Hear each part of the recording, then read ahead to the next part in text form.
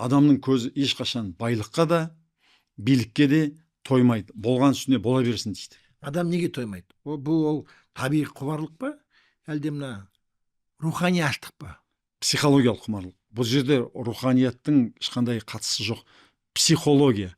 Психо деген жан, лого деген білімді. Жаңа миында дофамин бөлінеді.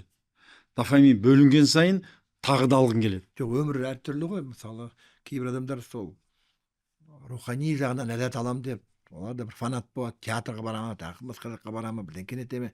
Тіпті мына өзіміз кезінде есіңізде ме? Кітап оқитынбыз ғой. Тіпті түнде мына фонарикпен одеялдың астында тығылып кітап оқидымыз. Сонда біз дофамин алғанбыз ба? Иә.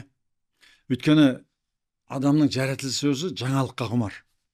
Мысалы, сен өзің мына YouTube каналын жүргізіп жатсың, саясатпен айналысып жатсың. Не үшін дегенде, сен өзіңнің қажеттілігіңді өтеу үшін. Бостан-бос жасамайсың ғой сен. Қоғамның алдында бір менде идеям бар шығар. Халыққа қызмет ету, сол Қазақстанды өзгерту.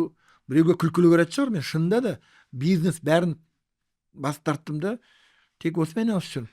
Мүмкін қиялы көрінетін шығармын, бірақ мен сенемін. Бұл сенің қажеттілігің. Сондықтан халыққа қызмет мына етемін деп айтпа. Болат Атабаев бір рет атақты бір көп Абайдың рөлін сомдайтын актермен әңгімелесіп отырды.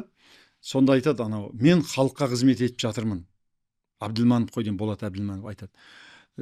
Болат Атабаев айтады, жоқ, сен оны өзің үшін деп жатсың. Жоқ, мен өзім үшін емес, бұл халық үшін, ел үшін, мен елге қызмет істеп жатырмын. Мына әртістердің бәрі елге қызмет істеп жатырмын деп айтады. Бұл екіжүзділік. Саясаткерде, әртісте елге қызмет жасамайды, өзіне қызмет жасайды. Болат Атабаев шындығын айтты. Бұл мен саясатқа араластым ба, театрда қызмет істедім ба, не істегенде өзім үшін деді. Бұл менің ішкі қажеттілігім.